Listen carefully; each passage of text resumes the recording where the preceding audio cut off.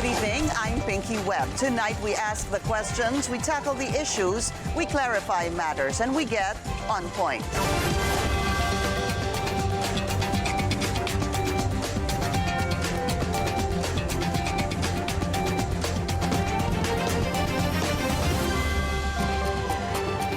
A lawyer disowns a bombshell affidavit submitted to the Senate committee investigating the flood control scandal.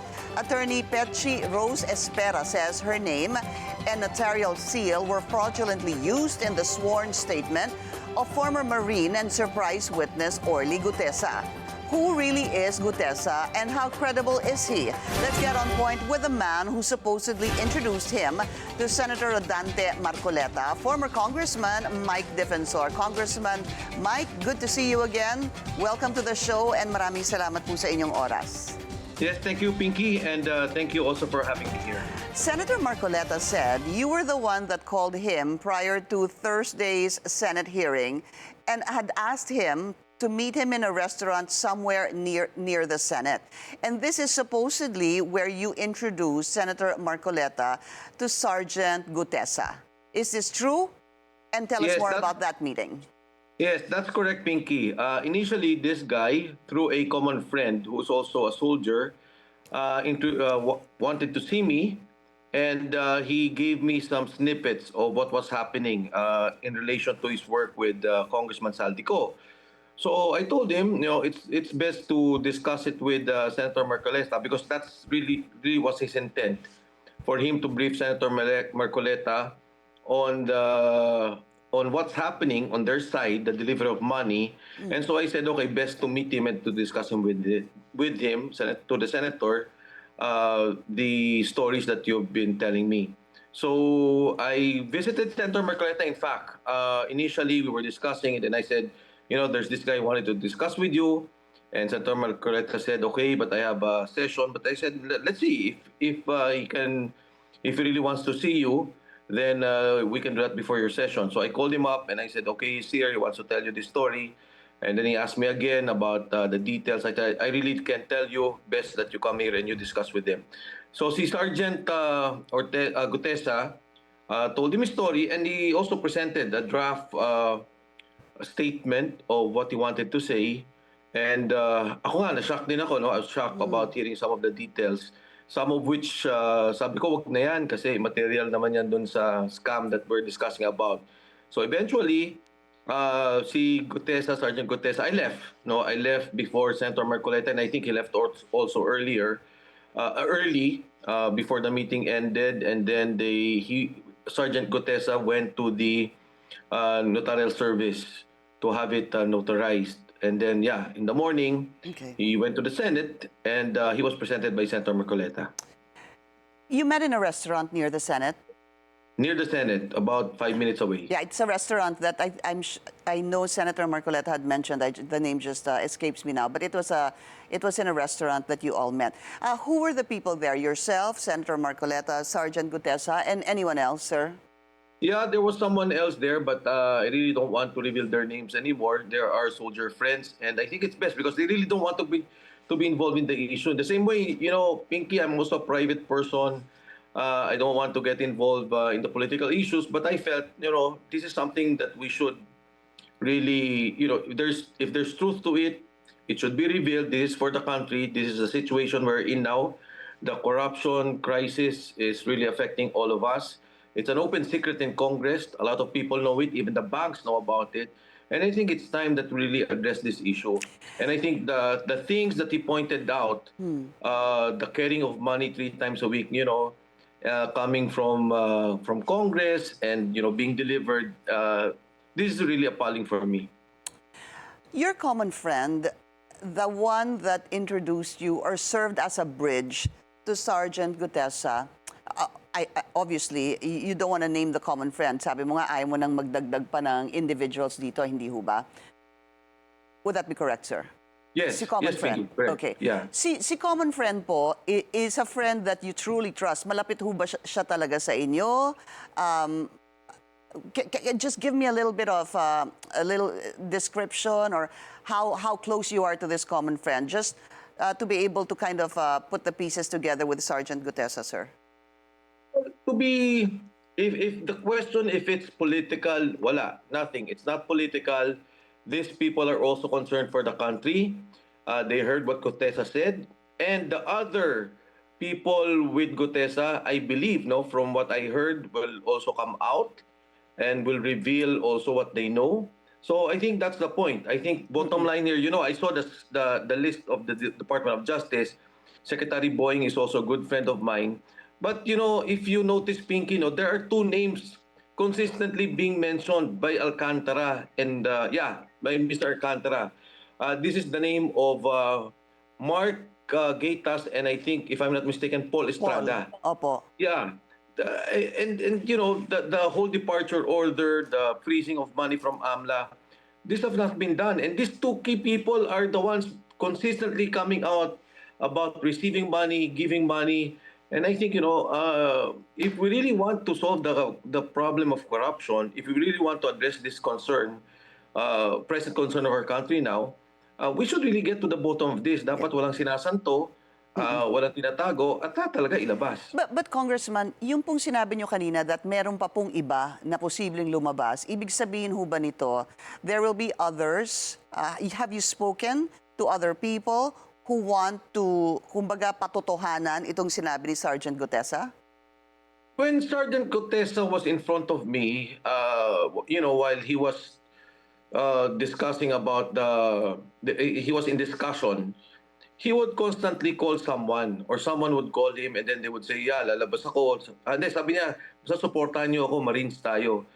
And then today, I get messages na a lot of those with them, and if you recall in the Senate hearing, he was talking about 90 people. Right. Some of them, ex-Marines, and some of them mga active police. May mga sinasabi na that they want to come out and also say and tell what they know and what they have observed. Congressman, for premise yung 90 na minention niyo po, that was mentioned in the Senate, ito po yung sinasabing 90 daw umano na security or nagbabantay or in shifts kay Congressman Zaldico. Would that be correct, sir? That's correct, Pinky. Okay. From what I understand from the explanation of Sergeant Guteza, some of them sometimes will be assigned to be securing the houses. Some of them will be assigned in the delivery of money. Some of them would be assigned to be advanced or close-in security for Congressman Zaldico. Okay. So, be that as it may, sir, no? So, meron po siyang daladalang draft statement. I just wanted to get yung inyong personal na pagtanggap dito sa sinabi ni Sergeant Guteza. When he told you this story, did you immediately believe him? Or were there red flags?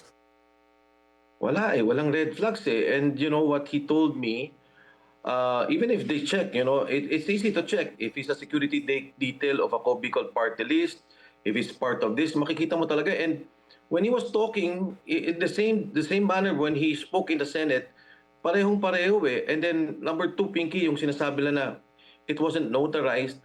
He did it in good faith. Walang sumama sa kanya, hindi ko siya kasama. So, tama yun. Imbestigahan niyo yung notaryo. If there's something wrong with that, then we really have to clarify. Ang pagkakaalam ko is si Attorney Petchie, you mentioned Pinky earlier. Yeah. Is working with the Bureau of Jail currently, and she just passed the bar recently. Because I check also, sabi ko, ano ba itong issue na to? But it's immaterial for me since he made a sworn statement in the Senate. He made a statement under oath which carries also the weight of evidence in a legal proceeding. Whether may mali yung notaryo, he signed it, he presented it to the Senate, and then he verbalized what he said, that's enough, no? That's evidence. But Congressman, if you're in yeah. the Senate and then you say, I have a prepared affidavit that is signed and notarized, dapat ho lahat yon ay in good faith. Dapat lahat yon ay tama. Dapat yung sinabi mo ay katotohanan, dapat po yung nag-sign na notaryo ay talagang signature po ng notaryo. Hindi ho ba? That's correct. No, actually, yung principle ng pag-notarize, di ba, is that you're making it a public document. And then you take an oath in front of the officer, the notarizing officer. Now, I ask you, Pinky, pag ikaw ba nagbenta ng lupa and nagpa-notarize ba, alam mo ba kung yung taong kausap mo, i-deny ka later on or siya talaga yung tao, di ba you're doing it in good faith technically. Sorry, sir, are you saying that the lawyer really signed this and then is now saying that she actually didn't? Oh, yes. Go ahead, sir. Because you know what? He went to that office. He had it notarized. So he was doing it in good faith. Now, assuming niloko siya or scammer yun, I don't know. But he went to the Senate and he said the same statements. So as an evidence, giving it legal weight is already there. Yung issue nila doon, I think it's side issue. The thing that we have to discuss with Sergeant Guteza is, totoo ba yung nagbigay ka kay Mark at saka kay Paul ng pera? Totoo ba linggo-linggo nagdi-deliver kayo 3 times a week? I think these are the issues that have to be addressed. Yeah, but those are also the questions asked during the Senate hearing. If of course, hindi ho ba? Pero ang problema ho kasi dito, which dinala nyo na po yung conversation is, well, first is, ito ngang sinasabi ni lawyer na ganito po. Ang sabi niya, and I quote, I categorically deny notarizing, signing, or participating in the preparation of the said document.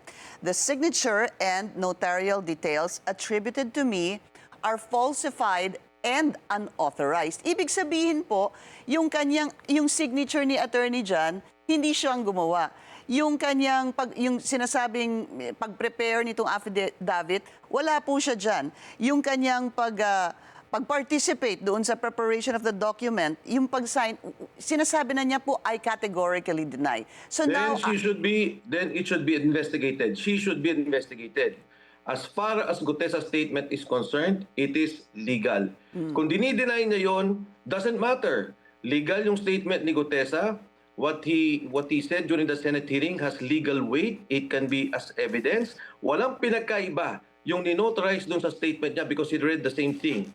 So if people are saying mali yun, hindi notarized, doesn't matter. What is that legal basis ngayon? Kung imbestigahan nila, good. They should investigate that lawyer. They should investigate what happened. So, Congressman, basically, kayo po ay naniniwala na si Guteza ay talagang nagpunta dito kay attorney at pinatutuhanan po yung kanyang affidavit at si attorney po ay talagang nag-sign doon sa kanyang sinumpaang salaysay at ninotaryo po ito. Guteza, is Guteza telling you na talagang ginawa niya yon at doon siya talaga nagpunta kay attorney Petchie Rose Espera? Yes, you know, Pinky, the truth is, walang motive si Guteza na manloko ng notaryo. Kasi yung sinabi naman niya sa Senate is the same. Yeah, There's no motive on the part of Sergeant Guteza to fake a notarized document because he said it the same. It's not perjurious on his part because it was in good faith. Now, as to the lawyer and to that office, they should investigate. Why is she backtracking now? Why is he saying now that didn't happen, that Guteza didn't go to their office? Just going back to what you said, na wala hong, I forget the exact word you said, walang... The motive. Walang motibo si Guteza na magsinungaling, hindi ho ba? Ang tanong ko po, ano po ang magiging motibo ni attorney na siya naman po ang magsinungaling? Pwede siyang tinakot. Pwede siyang sinabihan na sabihin mo, hindi totoo yan. Because, you know, that's the only way they can discredit this person. That's the only way they can, you know, bring down the statements he delivered to the Senate, to the Blue Ribbon Committee. So, which is, sabi nga ng mga lawyers, I've been seeing a lot of comments in social media. Yeah. It doesn't matter. I mean, what he said was already there. He went there in good faith. In fact, hindi nga kailangan niya magpa-notarize eh. You know, if he verbalized what he said in the Senate, that would have been enough legal evidence and enough weight to be part of a court proceeding. So yeah, Pinky, thank you for that. And I think yun din ang worry ko na itong abogado medyo pinressure kasi why would you now deny that you notarize a statement? Doesn't make sense. Any ideas, sir, if indeed the attorney, as you claim, was pressured, who would pressure her? People who were mentioned, I would think. People who would be affected, I would think. I checked the background of the lawyer, and I believe that she currently works in the Bureau of Jail the penology and penology. So I'm not sure. I don't want to cast aspersions on the lawyer, but yes, I think it should be investigated by the Blue Ribbon Committee. But before we go on a break, sir, just do you feel that posibleng kayo naman po ang magkaproblema because you're the one basically now saying that this lawyer is the one lying? Hindi kasi alam mo, Pinky, from day one naman I don't want to get involved, and this person said these things and I facilitated that he give his statement to Senator Marcoleta. If they will give me a problem, so be it, because this is for the country. This is a problem of corruption. Everyone's complaining about it. Everyone knows about it. I think it's about time that we address this issue. Okay, quick question, sir. Yung sinabi niyo nagkita po kayo, sabi mo may dala na po siyang draft statement, hindi ho ba? Would you know sino ang tumulong kay Sergeant Guteza na gawin na po yung draft statement nung nagkita-kita po kayo together with Senator Marcoleta? No, Pinky. In fact, hindi pa naman notarized yun eh. It was just salaysay that he did. Opo, it came from him. Pero meron na hubang tumulong sa kanya? Typewritten na ho ba yun? Yung kanyang sinabing draft statement? Ano po yung pinakita niya sa inyo? Typewritten statement. Did it look like the one that has been making the rounds on social media and what we've been showing? Yun na ho ba yun? Yan. Yung pong, Basically, yeah. Basically, yan yes. Na yun. Yeah. So obviously, of course, you would get a lawyer to do that for you, right? Yeah, I think when that was being drafted, even in fact some of the words may mga ano lang tinwik-tweak lang. Apo. Yeah. Okay. We just need to take a very short break. We'll continue our discussion with former Congressman Mike Defensor when we return. Stay tuned. This is On Point.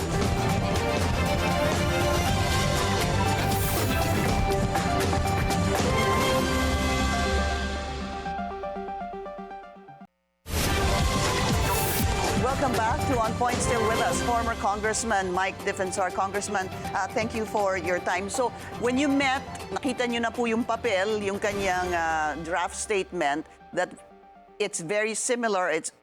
Would you say it's exactly the same what came out in the Senate, sir? More or less, yes. Okay, yun na po yun. Yes. So, what did he say? Pagkatapos po nun, yun yung after the meeting, tama ho ba, dun siya umalis at nagpanotaryo? Yes. Okay. And when you talked to him, did you talk to him recently, sir? I mean, after the Senate hearing? No, I haven't. But message was been relayed to me that wala lang kasi syempre I was worried about his safety, kung kamusta lang siya. And some people told me that, friends of his told me that he's okay and he's with his fellow Marines, some of them the officials who parang gusto na to protect and to ensure the safety of Sergeant Guteza. So meron ho talaga nagpoprotekta sa kanya? Because he didn't even want the witness protection program or to be secured by the Senate. Yung mga Marines, I understand sila Colonel Corbin also went there to visit. I'm not sure if General De Leon went there. Yeah. Okay. Yes. So, the fellow Marines that he's with. Apa. Congressman, let's just, I want to ask you about siguro some possible circumstances that may happen. Kasi dahil nga dito sa pag-deny ni Attorney Petchie Rose Espera regarding, notarizing, signing, or participating rather in the said document, some senators might, or actually have said, I think it was Senator Erwin Tulfo who said that posible ang mawala ng saysay yung testimony niya. I'm not sure if those were the exact words, sir, but to that effect. What do you say to that? And a possible background check on Guteza, is that something you welcome, sir? Yeah, I think it's fine. I mean, it's, they should do a background check if they feel it and if they want to. But I think they should call Paul and Mark, Paul Estrada and Mark Destay to the Senate committee hearing. As far as the testimony or supposedly they're saying it's not notarized, it's up to the Senate. Pero, for me, it saddens me that there's this opportunity that we can correct the situation. May magagawa tayo para sa bayan, narinig na natin lahat. Actually, kaya naman lumabas tong si Sergeant Guteza Kasi nagulat din siya when he found out na yung perang dinadala nila, tapos narinig na yung flood control, tapos magkano yung kinukuha pera. So, this was also in the minds of those doing their jobs with Congressman Saldico. So, it's up to the Senate. But what I'm saying is, I have no political motivation here. Wala akong agenda. Nagkataon siguro, he knows that I'm close to Senator Marcoleta. He wanted to say these things. He wanted to reveal what is happening. It's up to the Senate and to the government. Okay. But Yeah. I think this is our chance, the opportunity for all of us to really clear the issue and to get to the bottom of this problem. Congressman, I did want to ask you bakit si Senator Marcoleta, at sinagot nyo na nga po dahil alam nila na malapit kayo kay Senator Marcoleta. Yes. Sino ho bang may alam? Si Middleman, yung naging common friend po, o si Sergeant Guteza mismo? I'm assuming it's the person. Sergeant Guteza. I think a lot of people know that, but in this particular case, it was Sergeant Guteza who really told me about it. And ang gusto niya talaga makausap was Yes. Senator Marcoleta. Okay, a denial from former Speaker Martin Romualdez. I want to put this up on screen. It was yesterday nang nilabas niya ito. Ang sabi nga niya po that yung sinasabi kasi ni Sergeant Guteza na nagdala siya umano ng pera beginning December 2024, the former Speaker was saying that that house that was mentioned by Sergeant Guteza has been undergoing renovation since January 2025. So, doon pa lang daw ay mali na. Yes. Yeah. For me, again, I think it's something that should be taken up if they want to take it in the Senate committee to strengthen their evidence, or they want to take it up in court when they eventually file. Pero di ba, Pinky, if we're the ones investigating, the first things we have to establish is sino pa to yung dalawang tao. Like I mentioned kanina, minention na ni Alcantara. Second is, totoo ba itong si Guteza? Sino ba bang kasama niya? Did they really work for Saldico? Okay, sino-sino? O, itong yung mga kasama, did you really do the delivery? Did you go here? Did you go there? And so on and so forth. So, what I'm saying is, if you want to shoot down Guteza from the very onset of what he was saying, fine. Kung yun ang tingin ng Senate committee, okay lang din sa akin, no? It's up to them.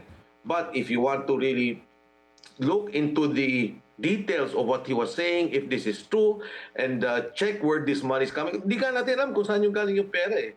For all intents and purposes, baka kung saan naman yun. But if this is really the flood control money or money coming from infrastructure projects, then I think it's also incumbent upon the officials to check on what he was saying. I guess when you read when we went through the statements made by Guteza, hindi ho ba? Sabi nga niya, meron po silang group chat nga, kaya there were times na siya po yung kasama sa pag-deliver ng tawag po nila basura. Paminsan nakikita niya checking their chat group that there were deliveries also of basuras na wala po siya doon. But if you have Congressman Martin Romualdez saying this, siguro better to say it, quote it. The most telling flaw is the witnesses claim that deliveries were made to McKinley beginning December 2024. Imposible yan. The property has been under renovation since January 2024. I stand corrected there. Sabi ko po January 2025. Yeah. Has been under renovation since January 2024 and was unoccupied except for construction workers. Falsus in uno, falsus in omnibus. False in one thing, false in everything. False rather in everything. Why do you think there was a flaw here? Bakit mo po magde-deliver ng pera 3 times a week sa isang bahay na kung saan nandun po ang mga construction workers as stated by Congressman Martin Romualdez, sir? Yeah, again, I don't want to get in a personal fight with the speaker. We were together. We've been good friends. When he ran the first time, Senator Marcoleta and I were together. Ito para sa bansa lang. Para sa bayan, tingnan natin. If he's saying that, fine.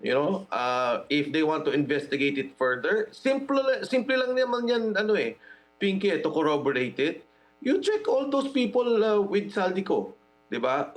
You check the people who were delivering money. Did you really deliver in that address? Did you deliver in another address? Once they have that, it's finished. I don't think it would take rocket science to establish these facts or this case for that matter, yung investigasyon nila, kung talagang gusto nila. Posible ho bang nagkamali kaya si Sergeant Guteza? I really can't say, Pinky, pero klaro din naman yung sinabi niya, di ba? I delivered in this address, ito yung gate. He mentioned the number. Yeah, and then we do it 3 times a week. Kung hindi dito, binanggit niya yung bahay ni sa 19 Nara, yung sabi niya, kay Michael Yang. So, you know, again, Okay. if they just exchange words, we really can't tell. Okay. But for me, if I was investigating it, I don't need to be a police and NBI nor to be a senator or congressman. Papatawag ko lang yung mga kasama doon sa trabaho and ask them, is this really true? You already have your facts. One last question, sir. Is there anyone else? Have you spoken to anyone else that is willing to corroborate the statement of Sergeant Guteza? You know, I did not talk to Sergeant Guteza, and I don't even know the group, the 90 plus ex-Marines or the police currently, but there are messages to me by some former military officers, some friends, who are telling me, yeah, they heard that some people will be coming out. Former Congressman Mike Defensor, sir, thank you so much for your time. Thank you, Pinky. Thank you so much. And that's On Point. Join us again on Monday, 7:30 p.m. here on BNC, the Billionario News Channel. I'm Pinky Webb. Thank you for watching.